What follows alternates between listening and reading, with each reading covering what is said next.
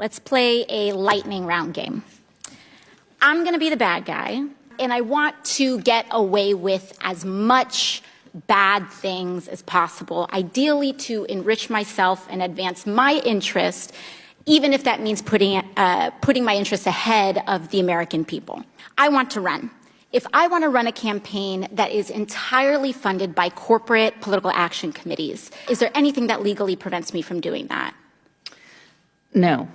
Okay, so there's nothing stopping me from being entirely funded by corporate PACs, say from the fossil fuel industry, the healthcare industry, big pharma. I'm entirely 100% lobbyist PAC funded. Okay, and let's say I have some skeletons in my closet that I need to cover up so that I can get elected. Mr. Smith, is it true that you wrote this article, this opinion piece for the Washington Post entitled, "These payments to women were unseemly, that doesn't mean they were illegal"? Well, I can't see the piece, but I wrote a piece under that headline in the Post, so I assume that's right. So I used my special interest dark money funded campaign to pay off folks that I need to pay off and get elected. So now I'm elected, now I'm in. I've got the power to draft, lobby, and shape the laws that govern the United States of America.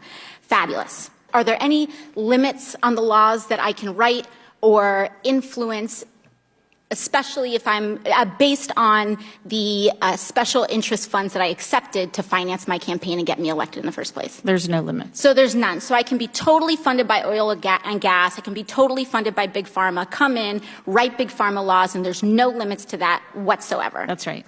Okay, so awesome. The last thing I want to do is get rich with as little work possible. That's really what I'm trying to do as the bad guy, right? So is there anything preventing me from holding stocks, say, in an oil or gas company, and then writing laws to deregulate that industry and cause, that could potentially cause the stock value to soar and accrue a lot of money in that time? You could do that. So I could do that. I could do that now with the way our current laws are set up. Yes? Yes. Okay, great. Okay, is it possible that any elements of this story apply to our current government and our current public servants right now? Yes. Yes. So we have a system that is fundamentally broken.